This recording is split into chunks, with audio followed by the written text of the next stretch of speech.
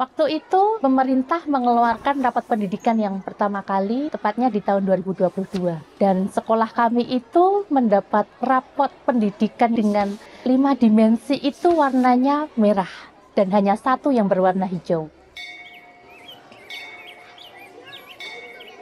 Kebetulan saya ini seorang guru penggerak. Nah, waktu itu kepala sekolah memanggil saya. Beliau meminta pendapat, gerakan apa yang harus kita lakukan untuk mengatasi masalah ini, masalah rapot-rapot yang merah-merah terutama di kualitas proses pembelajaran itu. Kemudian saya mengusulkan bagaimana kalau kita bergerak bersama, berkolaborasi, membentuk sebuah komunitas belajar. Dan itu menjadi langkah awal kami bangkit dari keterpurukan ini. Waktu dan kesempatannya, Bapak Ibu, dalam kegiatan kali ini kita akan membahas topik pembelajaran diferensiasi. Untuk memulai sebuah komunitas belajar tentunya itu bukan hal yang mudah. Kami awali dulu dari tim kecil, kami ajak rekan yang sekiranya bisa kami ajak untuk bergerak. Yang tadinya kami itu sering bahas film drakor terbaru. Atas inisiatif kepala sekolah, obrolan kami ini menjadi obrolan tentang permasalahan murid, permasalahan kualitas pembelajaran, dan bagaimana cara kita meningkatkan kemampuan profesional kita sebagai guru.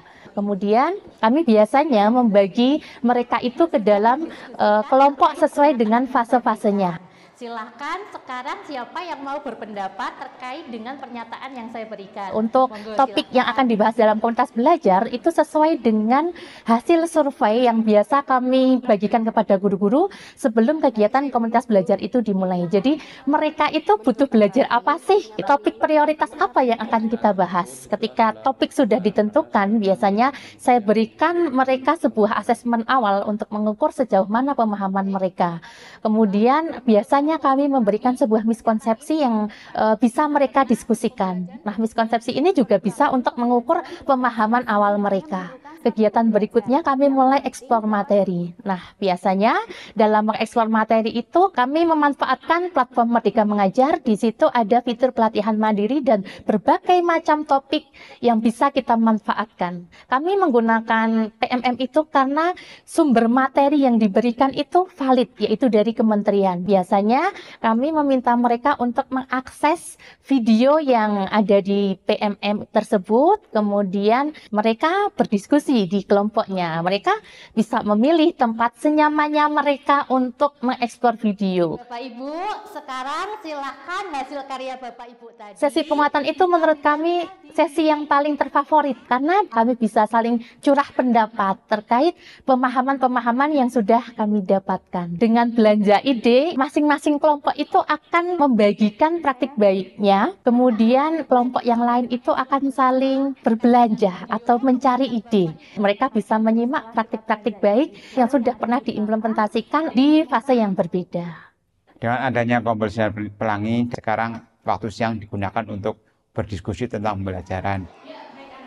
Menurut saya Kompol Sinar Pelangi sangat membantu sekali untuk saya pribadi maupun untuk guru-guru yang lain. Hasilnya, guru-guru lebih paham tentang aplikasi PMM. Kami juga sudah mulai menerapkan pembelajaran berdiferensi.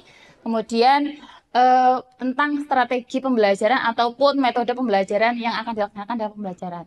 Kalau nggak pakai media biasa, tapi kalau pakai media bisa lebih semangat karena ada videonya. Misalnya kalau pelajaran IPAS, kerangka-kerangka tentang kerangka, kalau misalnya pendidikan Pancasila biasanya ditonton misalnya video yang anti bullying dan lain-lain.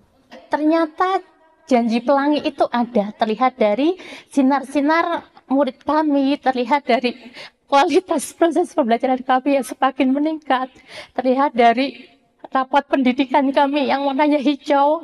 Sekarang anak-anak itu bisa menikmati proses pembelajaran yang lebih menyenangkan dengan fasilitas-fasilitas yang lebih baik. Sinar pelangi ini mengubah kami menjadi guru yang lebih baik, mengubah kami menjadi guru yang berpihak pada murid, mengubah kami menjadi guru yang mendidik dengan hati, dan kami merasa bahagia.